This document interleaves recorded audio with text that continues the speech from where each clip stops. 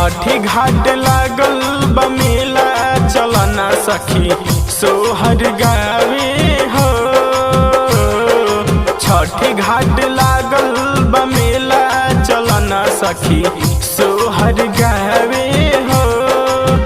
सोहर गावे सखी सोहर गावे, सोहर गावे सखी सोहर गावे।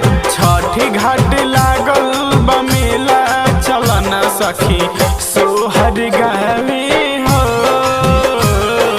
छठी घाट लागल बमेला चलना सखी सोहर गावे हो।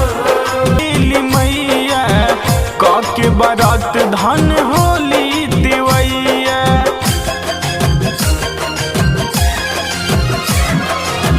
कार्तिक महीनवा में आवेली मैया के बरात धन होली दिवैया। छठी माई के अलख जगावे चलना सखी सोहर गावे हो। छठी घाट लागल बमेला चलना सखी सोहर गावे हो। गाना गौआ जवार पूरा भइल बहाला। हे सखी श्याम सुंदर के बाजत गाना गौआ जवार पूरा भइल बहाला।